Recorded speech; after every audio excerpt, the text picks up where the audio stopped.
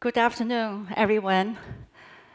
And it has been a really powerful day. I feel really empowered by being here and heard some really, really great speakers and attended two very meaningful and workshops.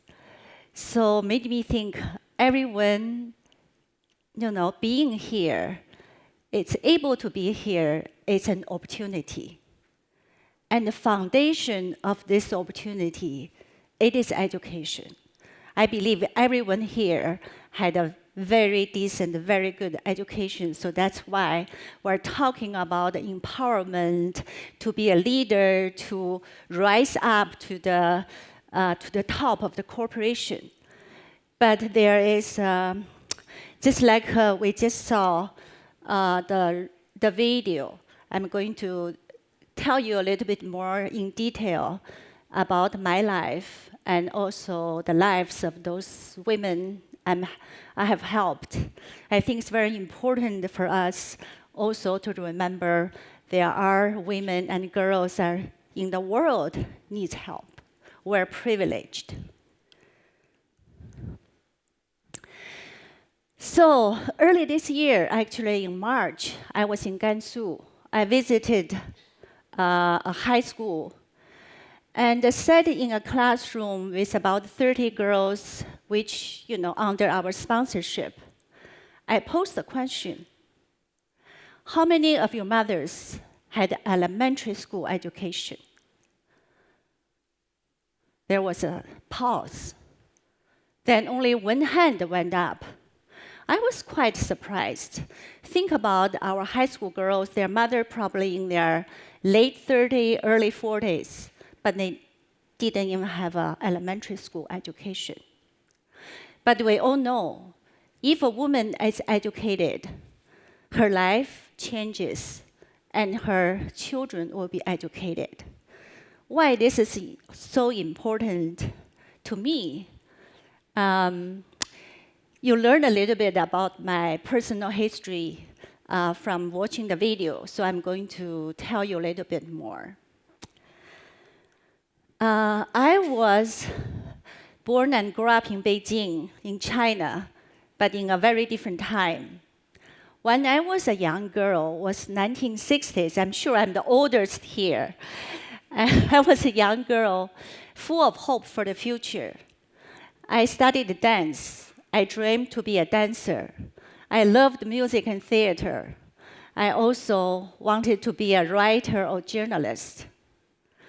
When I was 13, I was accepted into a very privileged girls-only school, the kind of school reserved for the daughters of powerful men.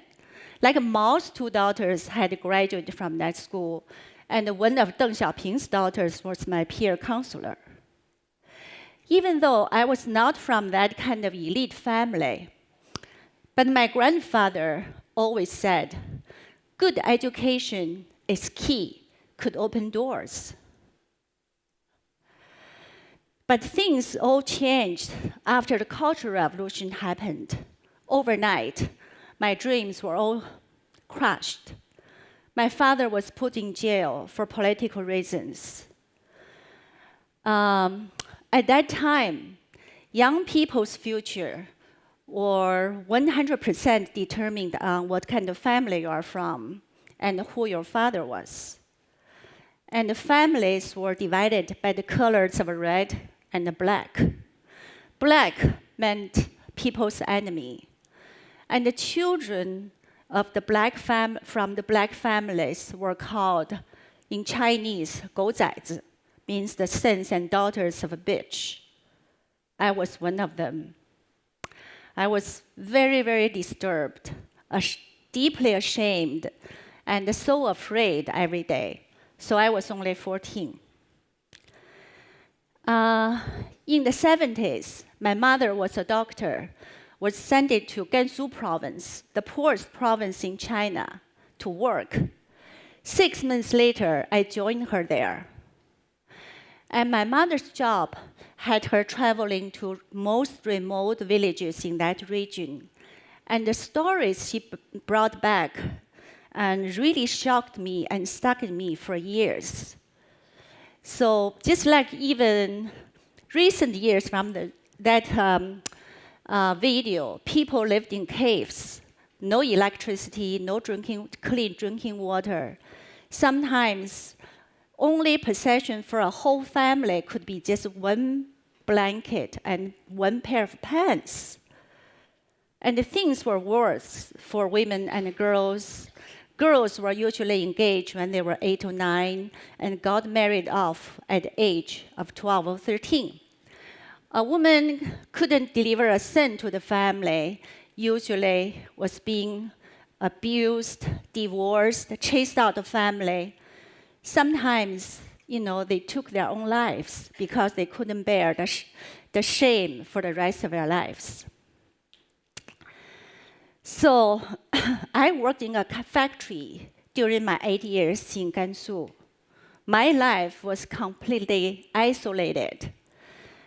And even though it was very little chance at that time for me to get out of there, but not even one day I gave up the hope and to leave and to find a way to finish my education.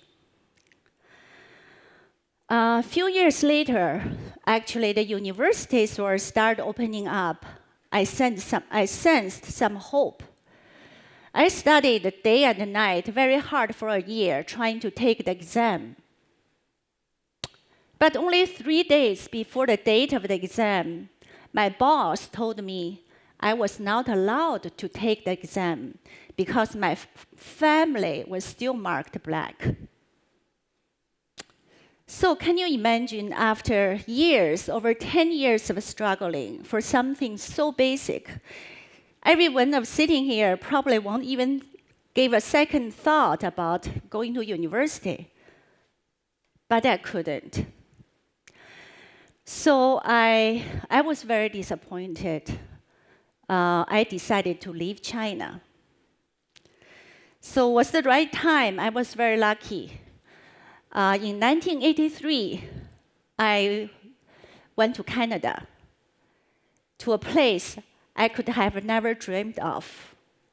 And I lived in a beautiful city, Vancouver. Life was not all easy for a new immigrant. I didn't have a university degree, and I didn't speak much English. So I struggled in a different way. From that point of my life, actually, every decision I made was my own choice. I owned and operated an art gallery and exhibited some works by some top Canadian artists. I raised a son and a daughter on my own. Time went by. There was part of me still unfulfilled, though. I still hadn't finished my education. So I thought, I could always go back to school after my children grow up.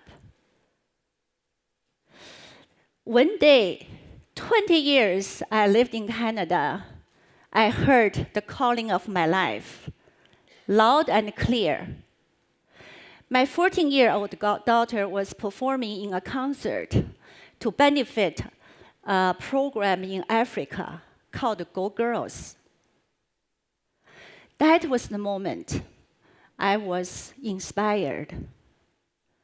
I thought of my life, particularly in Gansu, the girls in Gansu, and also the word of opportunity. Why don't they deserve an opportunity? As a result, I founded Educating Girls of Rural China in 2005. In 14 years, we have sponsored 1,062 girls with their high school and university education. And our girls have achieved over 99% graduation rate. All these girls and young women are from poor regions of Western China, including the region my mom and I lived. Today, China is a very different place. Everybody probably know better than I am. And after 30, 40 years of a fast economic development, and also recent years, the government policy of poverty alleviation, things got better, even in rural China. Basic food and shelter are no longer a big struggle. Free education up to grade 9. And just from last couple of years, there are small amount of bursaries and loans available for high school and university students. But were all the problems solved? Not really. At the meantime, the gaps between the wealthy and the poor, especially the education between rural and urban, are dramatically widened. So today, in the city, middle-class family children can afford to travel, go abroad to study, and have all the opportunities of learning in person and online. But the rural high school graduates don't know how to turn on and turn off a computer. I'm not joking. And the only knowledge they have is from their textbooks and dated textbooks. And then let's also look at the gender issue. Families are today still prefer boys over girls. Girls are often asked to quit school to support their brother's education. Even they are obligated to pay for their brother's wedding and housing. I would like to share this. Last summer, look at the 5 of the girls are sponsored by us. One of them told me this story because 2 girls are actually, they're from North America, they're from Beijing, but they study at the boarding school in US. They spent a week in one of our girls' homes in the villages. So 7 of them, really inspired by each other. But the one girl told a story, even shocked me. And she said, since she had memory, they never had a steady home. She is the youngest of 3 girls in the family, but her parents wanted another child. They want to have a son. So they moved around from village to village for years because they are afraid of being caught by the government if they have had another child. The worst is she was praying every night. She was really wishing her mother is not going to have another child. If her mother had one, she will be given away. So I gradually, got to know over the last few years, at least 25% of our girls, among 1,000 of them, few hundreds of them didn't grow up with their family, with their parents. They were given away right after birth or at a young age because of their gender. On the other hand, if we provide education opportunity to girls, they are going to create tremendous positive changes, not just themselves, to their families and the communities. Girls are never problems. They are solutions. Look at her. She was in the video, that's about 5 years ago. She was just about to start high school. Now, through our sponsorship, she is in her 2nd year in university studying Chinese medicine. Okay, that's too early. So, when we have sponsored 1,062 girls with their education, actually, many of them are the first one in their family, even first one in our villages, to attend university. And so I'm going to share a couple more stories of our girls. The first one, Wang Bixia, she was graduated from university in China under our sponsorship. And she was the first president of EGRC Student Association and was the first girl to go abroad to study. In 2016, she received her PhD in Canada in chemistry. And one day she told me, she said, if her brother didn't have the disability, she won't have the opportunity to attend high school. So now she's doing her postdoc research work at the Argonne National Lab in the US. And there's Gong Meifen. She graduated in 2012, and after graduation, she worked at different jobs. In 2016, she started working for EGRC full-time as our program manager based in Gansu. And she works closely with our students and families. And she is a mentor and a role model for our high school girls. And she really cares about them. And now, after 3 years, she has truly grown, become a confident leader.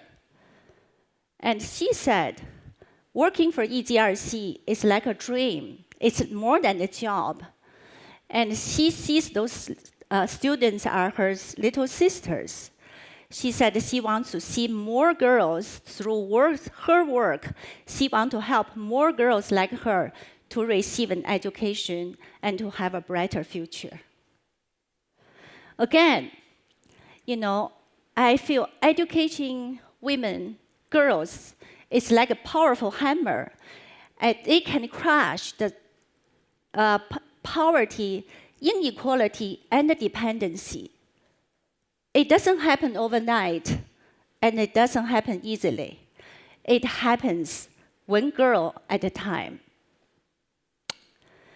Often I think about my life. As you know now, for many years, everything I did was for one reason: survive. But founding EGRC and working for these deserving young women is a dream. Now I'm watching them thriving. They are paying it forward to their families, their communities, and to EGRC. So I'm so proud of all of them. And before I finish, I'd like to just share this important finding from McKinsey Global Institute in 2017. Advancing women's equality can add $12 trillion to global economy. Is that amazing? Then I would say, this also strengthens EGRC's work. Education is the first step. Thank you.